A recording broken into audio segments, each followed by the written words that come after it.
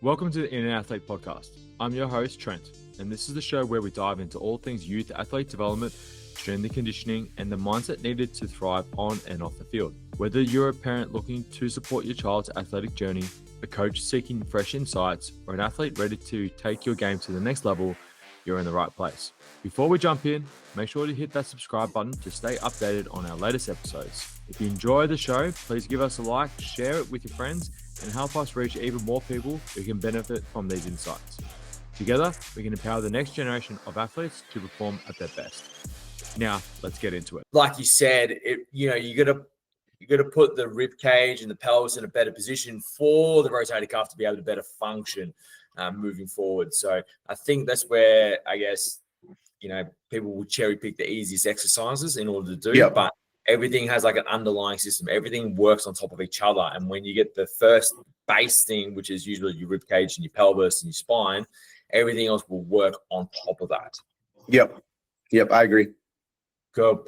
I want to talk about just actually, I got a couple of questions that I want to ask, and these are like some questions that I actually get asked as well, and that I've actually seen with the Australian setting as well. What's your take on strength endurance circuits for swimmers? What's your take on that? Yeah, I mean, probably like anything else, it kind of depends, right? Like anytime I'm sitting down to write a program or periodize out our scheme, our macros, you take into account context first, right? So if the coaches want to allot certain volumes or training loads to these certain qualities and want me to address it, if I can do it maybe in a better scenario, I think you could absolutely do that if it holistically fits within the integrated model that you are working with your coaches to develop and put in place with kids. So I think it definitely could have its place. I think you could definitely make a case for it in like a GPP model. If I'm in GPP 1 and I'm running, secondary and tertiary exercises just to build up some competence, you're working on some tempo so you can build up some tendinous adaptations. I think that's a great time to do it in a circuit format, and they can just continually move through. I think if the goal is to intensify and continue to build force output or power output or reflexiveness, maybe that wouldn't be the scenario that you want to do those. But I think contextually, if it fits with the training load undulations throughout the week that your coaches are accounting for, you could definitely work it in there. It could definitely have its place. Yeah, and the reason why I brought this question up is we tend to see some coaches or some other programs, they kind of like with like Instagram and stuff like that, they just get like the young swimmers doing circuits. And I'm just like, from my perspective, I'm like, well, we need to go back to movement competency, especially at the lower levels. And even when you get some freshmen coming in as well, because you don't know what they've been exposed to. And you do the same thing. You've reset everyone into movement competencies, right from the get-go. And the other part is a lot of the times coaches trying to build, even swimmers themselves, trying to build their cardiovascular output, really. And it's like, well, technically you're already doing that in the pool. That's the amount of volume that you're doing, you're going to be targeting it anyway. So it's always something that I see. It's quite interesting. And, sometimes I get questions about why aren't we doing circuits or why aren't we doing cardio? Because you're already doing it. Yeah, 100%. I agree. That was one of the conversations when Yuri took over the job here.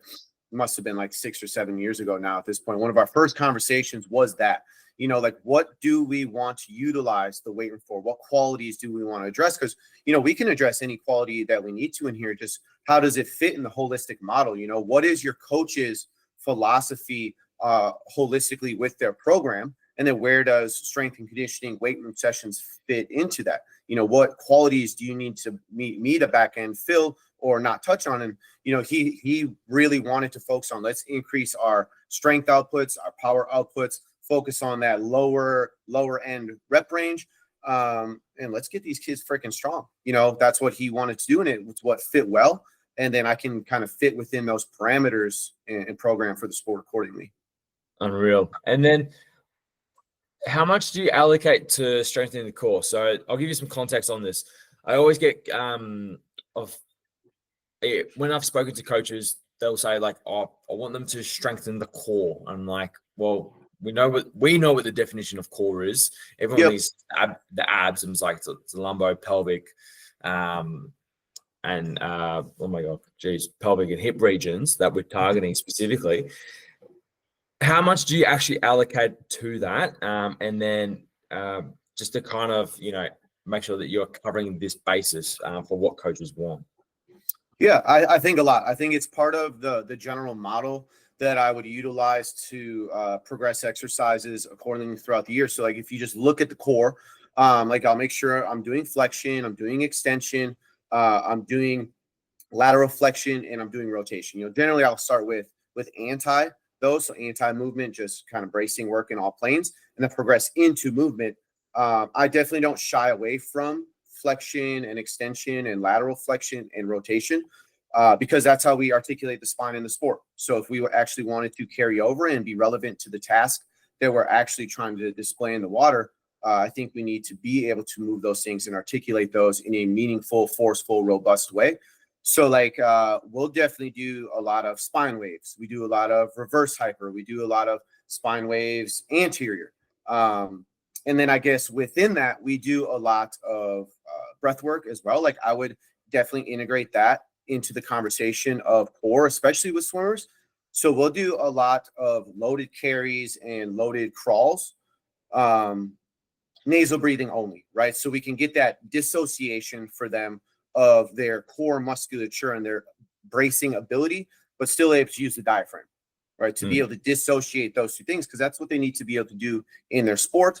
But then also it has a huge efficiency effect if they're able to brace the pelvic floor, utilize the diaphragm, the fascial connections up to the heart. Like they become significantly more efficient biochemically. They can handle more CO2. It's all of a sudden their underwaters get better because we've been able to use these tissues the way that they're meant to be used.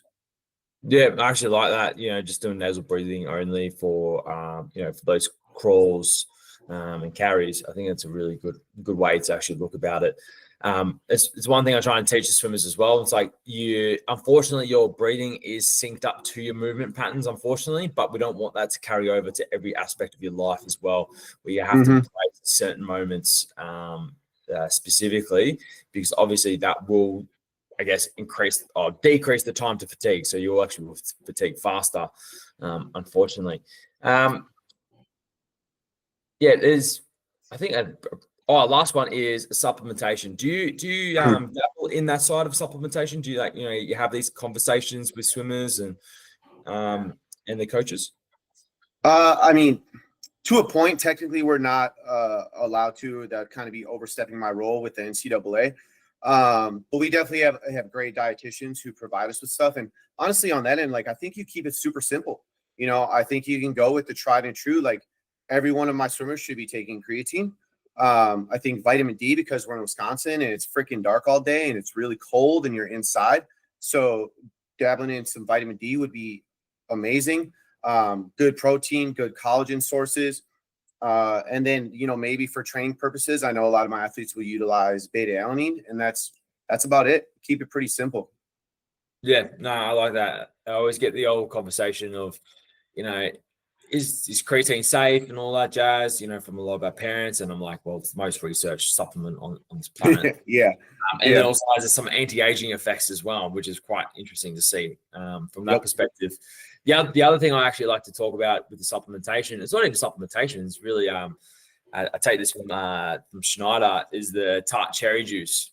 With the muscle soreness, especially for those high volume days, they should be getting some of that in as well. So we can, like you said, utilize more natural sources. I think it's more just being a bit more structured, maybe even more periodized in that sense, in terms of the nutrition side, especially for those, especially with collagen as well, for those higher volume days or periods of time to help with the regeneration of the specific structures.